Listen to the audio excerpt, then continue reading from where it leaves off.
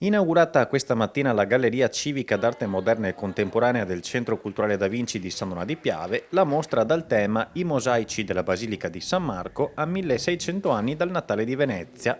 L'iniziativa è stata realizzata dall'Associazione Culturale Terzo Millennio di Chioggia, insieme alla Regione del Veneto, ed è ospitata a San Donà di Piave dall'Associazione Culturale A Riveder le Stelle, in collaborazione con il Comune. Questa mostra ha visto 7 allestimenti in Veneto e 2 in Lombardia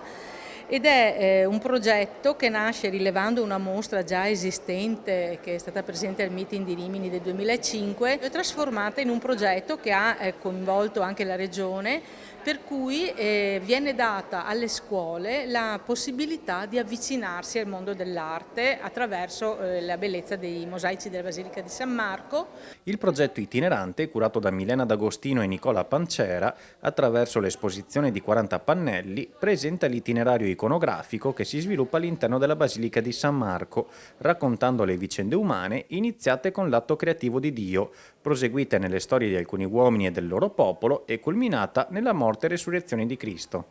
Le immagini come Bibbia dei poveri, magari non sapevano leggere e scrivere, ma avevano occhi sgranati, stupiti come un bambino. Un percorso che ci dice che le cose hanno un centro, che le cose hanno un perno, che tutto c'entra perché le cose hanno un'origine e un destino. Un percorso che poi permette qui a San Donà, una cosa assolutamente da non perdere, alle mie spalle c'è il cupolino della creazione in scala,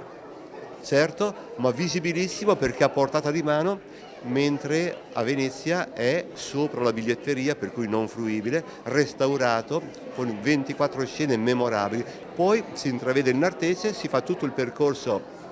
essenziale della cupola dell'Emanuele, la cupola dell'Ascensione, la cupola della Pentecoste, con tutti i fatti raccontati delle volte di incarnazione e redenzione. A far da guida ai visitatori saranno poi gli studenti del Liceo Scientifico Galilei e Linguistico San Luigi di San Donà e quelli del Liceo Artistico Guggenheim di Venezia. Ci sono 70 classi che sono iscritte a venire a visitare la mostra, 60 ragazzi delle superiori formati dal professor Filippetti a fare le guide loro. Grande partecipazione delle scuole, non solo come utenza delle attività didattiche che sono state pensate dall'associazione, ma anche come giovani che diventano le guide per altri giovani e per altri bambini, quindi sicuramente un valore aggiunto in cui si fanno le cose per i giovani ma anche insieme ai giovani soprattutto. Io spero soprattutto rimanga lo splendore di questi giovani che spiegano questi mosaici oggi.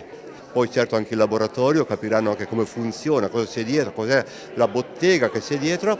ma lo splendore di questi giovani, di questa umanità così viva oggi, così pronta alla resilienza attraverso un investimento in capitale umano.